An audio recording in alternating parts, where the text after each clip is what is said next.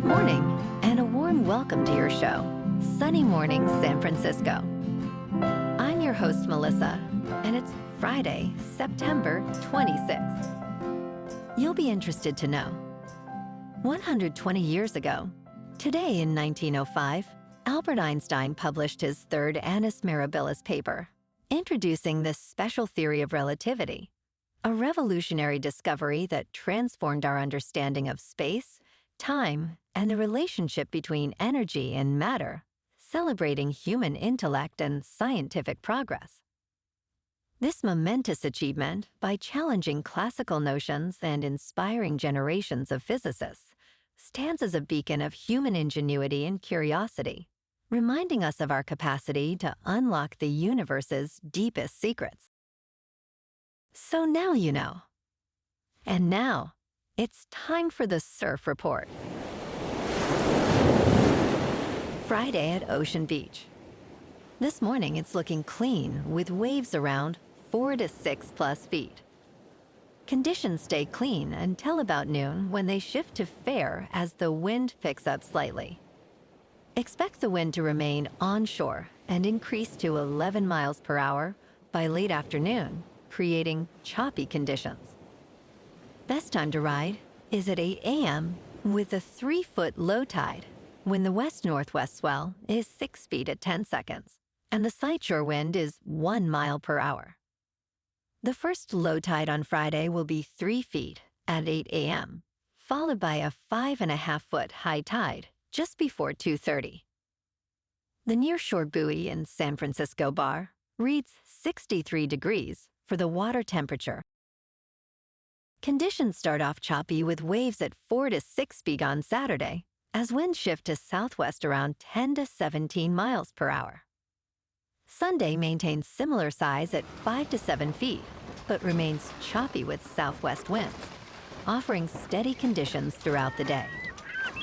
By Monday, the surf decreases slightly to 3 to 5 feet, with fair conditions early but becoming choppy later. This morning, it's sunny and it feels like 62 degrees with 6-mile-per-hour wind. The sunset will take place at 7, and it will rise again tomorrow at 7:02. Looking ahead in the weather. Saturday will be mostly sunny with highs near 63 and a southwest wind near 10 to 16 miles per hour, gusting as high as 21. Clouds increase late Saturday night into Sunday with a chance of rain after 11 p.m. and into Monday and Tuesday, as highs stay near 64 and lows hover around 59 to 60. Bonjour, food enthusiasts. This podcast is brought to you by Versailles Cafe and Pastries in Encinitas. Nestled on El Camino Real South, just north of Encinitas Boulevard, this cafe is a haven for culinary delights. Indulge in their amazing Eggs Benedict or their gluten-free crepes. You can grab a panini for lunch or just breeze on through to get your morning coffee. They are open every day from 8 to 5. So stop on by and don't forget to tell them Sunny Morning sent you. In local news, millions of Californians will receive automatic refunds of more than $50 on their October electric bills, thanks to the state's climate credit program. This program, funded by California's cap-and-trade system, generates billions by making large polluters pay for emissions allowances. With Governor Gavin Newsom extending the program through 2045, the total payments for October will exceed $700 million for residential electricity customers. Customers can find their credit labeled as Cal Climate Credit on their bills, with amounts varying by utility company. If the credited amount does not appear, it is advisable to contact the utility provider.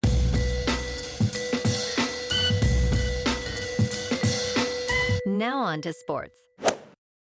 At 12:01 a.m. on July 1st, Cal Raleigh had 33 home runs, 71 runs batted in, a 1.036 on base plus slugging, and played for a team 4 games over 500, while Aaron Judge had 30 home runs and 67 runs batted in with a 1.175 on base plus slugging, playing for a team 12 games over 500. 2 months later, Raleigh struggled, hitting 183, and Judge remained strong despite injury. As October approaches, both players are in the MVP race, with compelling arguments for each. Last night, on Thursday Night Football, the Seahawks beat the Cardinals in Arizona 23-20. Sam Darnold was 18 for 26, with 242 yards passing, 1 touchdown, and no interceptions. Kyler Murray was 27 for 41, with 200 yards passing, 2 touchdowns, and 2 interceptions. The Hawks are now 3-1, and the Cardinals fall to 2-2. And on Sunday Night Football this week, we got the 2-1 Packers in Dallas to face the 1-2 Cowboys. Packers are favored by 6.5, with the over-under set at 47.5. Kickoff is at 8:20 Eastern on NBC. In college football tonight, number 8 Florida State is visiting unranked Virginia.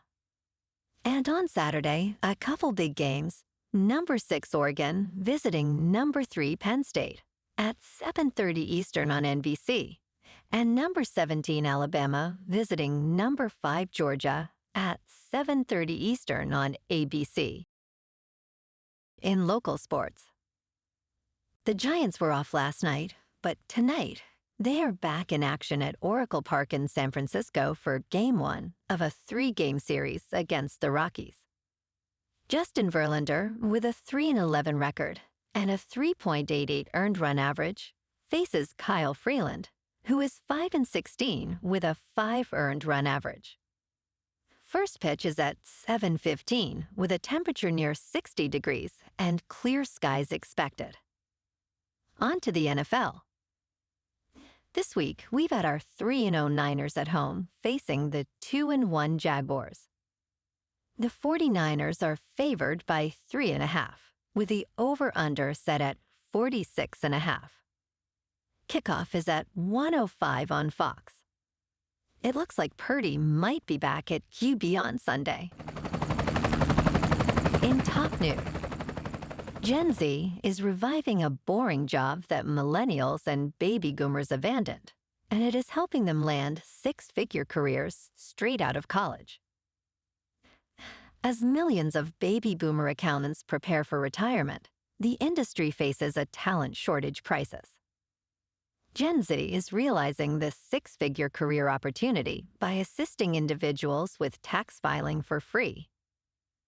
In the past 5 years, approximately 340,000 accountants have quit, with 75% expected to retire soon. Students in volunteer income tax assistance programs helped low-income Americans claim nearly $11 million in refunds last year. With high salaries and high placement rates, Gen Z may shift views on accounting as a viable career path. In business news, President Donald Trump announced a raft of new tariffs late Thursday, including a 100% levy on imported pharmaceuticals, unless their manufacturers are actively building factories in the United States. In social media posts, Trump also introduced new 50% tariffs on kitchen cabinets and bathroom vanities, 30% tariffs on upholstered furniture, and 25% levies on heavy trucks, all effective October 1st. Trump stated that these tariffs aim to protect American businesses from overseas manufacturers flooding the market. He emphasized that it is a very unfair practice, but necessary for national security and the manufacturing process. The tariffs on branded or patented pharmaceuticals will also take effect October 1st. In crypto movement, Bitcoin is down 4% for the week to about $110,000. Ethereum is down 9% to about $3,900. And XRP is down 5% to $2.76. Moving on to a more local vibe. In our community spotlight on health and wellness, we are working with a national Pilates studio to bring you some free classes, So listen up. Check out Club Pilates. With several locations in the San Diego area, Pilates presents a comprehensive wellness approach, cultivating strength, reducing tension, and elevating mental well-being. Scientific research affirms its benefits. So now you can check out Club Pilates for a free class. With locations in Encinitas, Solana Beach, Oceanside, La Jolla, and more. Just be sure to tell them Sunny Morning sent you by. And now, back to the show.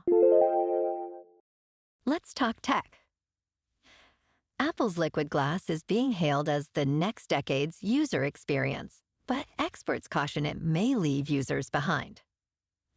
This week, Apple introduced its most significant design update in years, aiming to redefine its visual language. However, UX experts describe Liquid Glass as anywhere from mildly disappointing to outright broken. While the design is visually appealing, it presents higher cognitive loads and accessibility issues, especially for older adults. Apple continues to refine Liquid Glass, but may need to reconsider its aesthetic-first approach to enhance usability. The quest for a more fluid interface continues, but challenges remain. And in entertainment news, NBC Universal on Thursday warned customers that its networks may be dropped from YouTube TV if the two parties cannot reach a new distribution agreement by September 30th. NBCU rarely leverages consumer campaigns to negotiate pay television distribution fights, and this escalation highlights the challenges it faces with YouTube TV. Impacted channels include NBC, Telemundo, Bravo, CNBC, MSNBC, USA Network, and others. NBC News stated that Google, with its $3 trillion market cap, wants to control what we watch. YouTube TV claims NBCU's pricing is too high, stating, NBC Universal is asking us to pay more than what they charge consumers for the same content on Peacock. If content is unavailable for an extended period of time, YouTube TV will offer subscribers a $10 credit. Well, alrighty folks, it's time for the quote of the day. And today, our quote comes from the American physicist and Nobel laureate, Richard Feynman. And he said, "The first principle is that you must not fool yourself, and you are the easiest person to fool." And that's a wrap for this morning. You can check out our Instagram, YouTube, and TikTok for some captivating aerial videos with local news and the surf reports.